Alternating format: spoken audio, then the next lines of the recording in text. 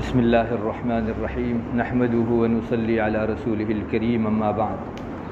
محترم دوستوں اور بزرگوں، اس سے پہلے والی مجلس میں نے آپ کو یہ بتایا کہ ایک مسلمان دوسرے مسلمان سے کس طرح سے ملے، اس بارے میں بھی ہماری شریعت نے ہم کو اسلامی طور طریقے بتائے ہیں۔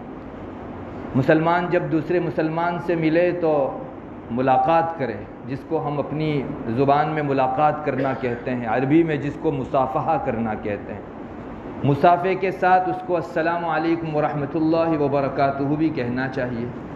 اور گزشتہ مجلس میں نے بتایا کہ مسلمان کے ساتھ ملنے کا ایک طریقہ معانقے کا بھی، جب دور دراز سے آیا ہوا کوئی شخص ہو یا بڑا آدمی ہو تو اس کے ساتھ ملنے کے موقع کے اوپر معانقہ بھی کرنا چاہیے۔ یہ بھی رسول اکرم صلی اللہ علیہ وسلم کی سنت ہے، جس کو ہم اپنی زبان کے اندر بھیٹنا کہتے ہیں، بغلگیر ہونا کہتے ہیں۔ یہ بھی اسلامی طریقہ ہے۔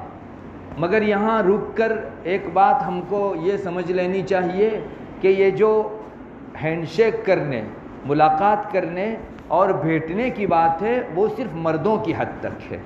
کسی خاتون کے ساتھ، چاہے وہ مسلمان ہو، اجنبی یا خاتون ہو، اس کے ساتھ جو ہے انسان کو ہاتھ ملانے کی بھی اجازت نہیں ہے اور نہ بیٹھنے کی اجازت ہے۔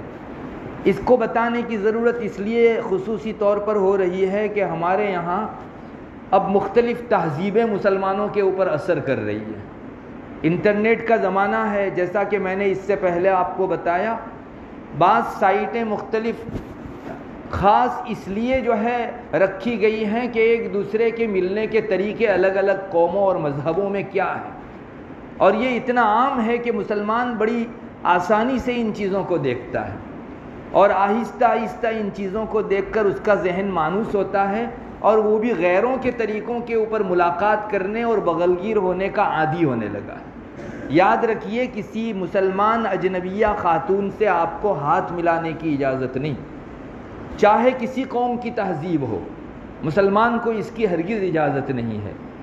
جب ہاتھ ملانے کی اجازت نہیں تو بیٹھنے اور بغلگیر ہونے کی کیسے اجازت ہوگی؟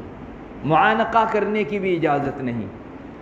ہمارے یہاں بعض لوگ جو ادھر ویسٹرن کلچر سے آتے ہیں، یورپ، برطانیہ اور امریکہ وغیرہ سے، وہاں کی تہذیبوں سے رنگ کر آتے ہیں اور ایک لمبا عرصہ ہمارے اس معاشرے میں زندگی گزارنے والی خاتون بھی جب وہاں سے آتی ہے تو یہاں اجنبی سے ملاقات کے لیے وہ ہاتھ پسارتی، چونکہ ہمیشہ دن بھر انہوں نے یہی دیکھا ہے، بلکہ وہاں دوسروں کے ساتھ ہینڈ شیک کرنے اور ملاقات کرنے کے ان کے یہاں مواقع کافی آتے رہتے ہیں، تو وہ یہاں ہندوستان کے اندر آ کر بھی اس طرح سے ملاقات چاہتی ہے، حالانکہ وہ اجنبی خاتون ہے۔ مروت میں، انسانیت میں کسی صورت میں ہم کو اس کو ہاتھ دینے کی اجازت نہیں ہے۔ بہت اہتمام سے اس بات کو ہمارے ذہن و دماغ میں بٹھا لینا چاہیے کہ کسی اجنبیہ خاتون کے ساتھ شرمگاہ کا زنا جیسے اسلام شرمگاہ زنا سمجھتا ہے، ویسے ہاتھ کی ملاقات کو بھی اسلام زنا سمجھتا ہے۔ اگر کسی اجنبیہ خاتون سے آپ نے ہاتھ ملایا، اسلام کہتا ہے کہ آپ نے ہاتھ کا زنا کیا۔ اجازت نہیں ہے کہ کسی اجنبیہ خاتون سے آپ دوسروں کی تہذیب کے مطابق ہاتھ ملائیں اور ہینڈ شیک کریں، ملاقات کریں۔ اگر کسی نے ایسا کیا تو یہ آدمی ہاتھ کا گناہ کرنے والا بن کے جو ہے وہاں سے لوٹے گا۔ نبی اکرم صلی اللہ علیہ وسلم کا معمول کیا تھا، یہ ابو داؤد شریف میں موجود ہے۔ آپ صلی اللہ علیہ وسلم صحابہ سے مختلف مواقع کے اوپر بیعت لیا کرتے تھے۔ کبھی سننے اور ماننے کی بیعت ہوتی تھی، کبھی مرنے مٹنے کی بیعت ہوا کرتی تھی کہ ہم اپنی جان، اپنا مال، سب کچھ جو ہے راہ خدا میں کھو دیں گے۔ اور مردوں سے جب آپ بیعت لیتے تھے تو اس وقت ہاتھ میں ہاتھ رکھا جاتا تھا۔ آپ کو معلوم ہونا چاہیے، صلح حدیبیہ کے موقع سے رسول اللہ صلی اللہ علیہ وسلم نے حضرات صحابہ سے بیعت لی۔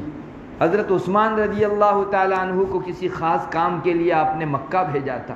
حضرت عثمان وہاں موجود نہیں تھے، تو سارے صحابہ جو موجود تھے ان سے تو آپ نے ہاتھ پر ہاتھ رکھ کر بیعت لی، مگر حضرت عثمان رضی اللہ تعالیٰ عنہ آپ ہی کے کام سے گئے تھے، تو آپ نے اپنا ہاتھ پر رکھ کر فرمایا۔ معلوم ہوا کہ آپ جب مردوں سے بیعت فرماتے تھے تو ہاتھ پر ہاتھ رکھ کر بیعت کرتے تھے، ان کا ہاتھ اپنے ہاتھ میں لیتے تھے، اور یہ بیعت کا ایک طریقہ تھا۔ اور آج بھی بزرگان دین کے یہاں جو ہے بیعت کا یہ طریقہ ہے کہ ہم اللہ کے واسطے خاص ان مدعوں کے اوپر آپ کے ہاتھ پر بیعت کرتے ہیں. مگر جب خواتین کے بیعت کرنے کا مسئلہ آتا، ابو داؤد شریف میں موجود ہے، رسول اللہ صلی اللہ علیہ وسلم بعض خواتین خود روایت کرتی ہیں کہ آپ صلی اللہ علیہ وسلم جب ہم سے بیعت فرماتے تھے تو بس وہ بیعت کے کلمات کہلوا دیتے تھے اور فرماتے تھے کہ تم خواتین کی بیعت ہو گئی. کبھی بھی آپ نے اپنے ہاتھ میں کسی اجنبیہ کا ہاتھ نہیں پکڑا. بہت صاف ابو داؤد شریف کے اندر ہے. خواتین اس کو بطور اہتمام ذکر کرتی ہیں، اور آج 1400 سال کے بعد بھی رسول اللہ صلی اللہ علیہ وسلم کا وہ عمل ہمارے لیے زندہ ہے. صحابیات فرماتی ہیں صرف منہ زبانی بیعت کا جو طریقہ ہوتا تھا اس پر آپ اکتفا کرتے تھے، اپنے ہاتھ میں کسی اجنبیہ کا ہاتھ بیعت کے عنوان سے بھی کبھی آپ صلی اللہ علیہ وسلم نے نہیں لیا. ابھی اس وقت چونکہ ہمارے ہندوستان کے اندر بہت سارے دوسرے فرقے بھی جو ہے پنپ رہے ہیں، ان کے یہاں خواتین سے بیعت کا یہ طریقہ رائج ہے بعض لوگوں کے یہاں کہ وہ ہاتھ میں ہاتھ اجنبیہ کا لے کر بیعت کرتے ہیں. یاد رکھیے دین کے عنوان سے بھی خلاف شریعت اس طرح ہاتھ پکڑنا کبھی بھی جائز نہیں ہے. اور ہمارے یہاں چونکہ میں نے بتایا دوسروں کی تہذیب میں اب ہمارے مسلمانوں کی شراکت کے بھی بہت سے مواقع آتے ہیں، ان کے فنکشنوں میں جانا مسلمانوں کے لیے اب عام ہو گیا ہے، تو بہت سے مسلمان شریک ہوتے ہیں. تو ایسے موقعوں کے اوپر بھی اجنبی یا خواتین اپنی تہذیب کے اعتبار سے کبھی ہینڈ شیک کرنے اور کبھی بغلگیر ہونے کی تہذیب دکھاتی ہے. اب مسلمان بڑا سٹیج پر بیٹھا ہوا ہے اور اس وقت وہ مروت کے اندر انسانیت دکھانے میں رواداری دکھانے کے اندر کبھی کبھی ہاتھ دے دیتا ہے. ایسے لوگوں کو یاد رکھنا چاہیے کہ اگر اس کے علاوہ اور آپ کچھ کر ہی نہیں سکتے تو آپ کو سٹیج پر جانا جائز نہیں ہے. خاتون کی ملاقات لازم ہو، بد تہذیبی سمجھی جاتی ہو تو آپ سٹیج پر نہیں جا سکتے. اگر گئے تو سٹیج پر جانا مستقل گناہ اور ہاتھ پسارنا دوسرا گناہ. ایسی تہذیبوں میں مسلمان شریک نہیں ہو سکتا. حنوط کی شادیوں میں بھی بعض مرتبہ شرکت کے مسلمانوں کو مواقع آتے ہیں. اب ان کے یہاں بعض قومیں وہ ہیں جن کے یہاں تعظیم ہی اس کو سمجھا جاتا ہے کہ ایک دوسرے کے ہاتھ میں ہاتھ دیں، یا بعض جو ہے اور زیادہ کھلے دماغ والے فریڈم ذہن والے معانقہ تک کرتے ہیں. مسلمان اگر ان کے فنکشن میں گیا، شادیوں میں گیا، مسلمان کے لیے اجازت نہیں ہے آپ سب سے ملو لیکن کسی خاتون سے نہیں مل سکتے. اگر کوئی خاتون بیچ میں آ گئی سب کو ملتی ملتی مسلمان کا فرض ہوگا کہ وہ پیچھے کھسک جائے، چاہے وہ اپنا انسلٹ محسوس کرے، لیکن آپ کو اس کو عزت دے کر اللہ کو ناراض کرنے کی اجازت نہیں ہے. اس کو انسلٹ سے بچانے کے لیے آپ نے ہاتھ پسارا، رب کو ناراض کر دیا. یا تو پھر آپ برداشت نہیں کر سکتے تو جائیے ہی مت. ایسے گناہ کے مواقع آتے ہیں تو اس میں آپ کو شرکت کی اجازت نہیں ہے. بہت سی ہوٹلوں کے اندر بھی اس قسم کی چیز ہوتی ہے کہ وہاں جو ہے وہ گیٹ کیپر یا روم میں آنے والی خادمہ خاتون ہوتی ہے، اور اس ہوٹل کی تہذیب و تعظیم یہ سمجھی جاتی ہے کہ جب تک ہاتھ میں ہاتھ نہیں دیتے اس وقت تک آنے والے نو وارد مہمان کا اعزاز نہیں شمار کیا جاتا. ایسے موقع پر بھی مسلمان کو اپنا ہاتھ کھینچ لینا ضروری ہے. اس خاتون سے ہینڈ شیک کرنے کی اجازت نہیں کسی موقع پر. بہرحال خاتون کے ہاتھ میں ہاتھ دینے کی اجازت نہیں ہے، نہ تو قومی تہذیب کے نام پر، نہ مذہبیت کے نام پر، اور نہ ہی ویسٹرن کلچر کے نام پر، نہ دوسری قسم کی سنسکرتی کے نام پر. مسلمان کسی خاتون سے ہینڈ شیک اجنبیہ سے نہیں کر سکتا.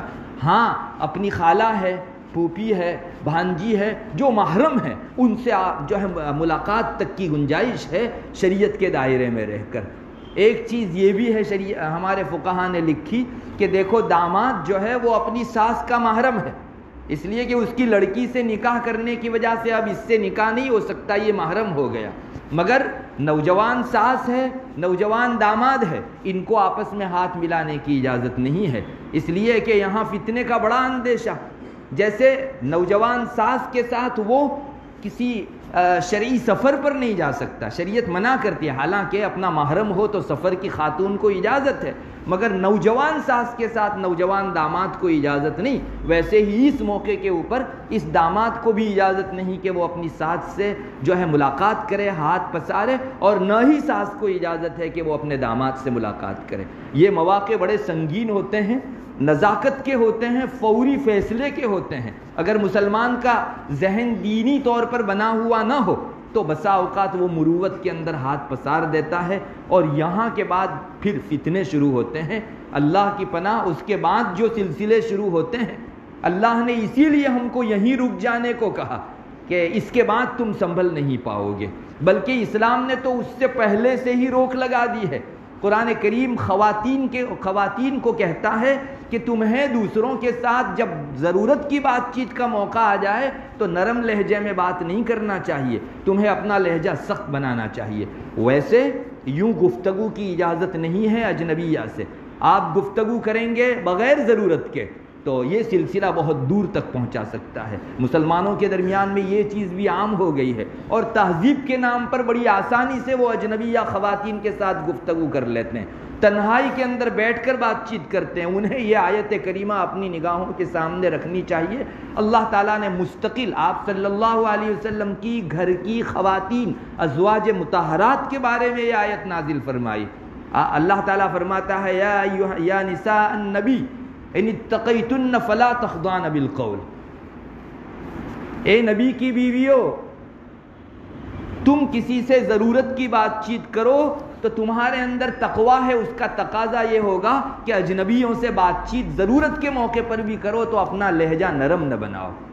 فلا تخضعن بالقول فیطمع الذی فی قلبہ مرض، جن لوگوں کے دلوں میں روگ ہے، جو لوگ اسلامی ذہنیت اور مینٹالٹی نہیں رکھتے، ان لوگوں کے دلوں میں تمہارے تئیں کچھ جھکاؤ آ جاوے گا۔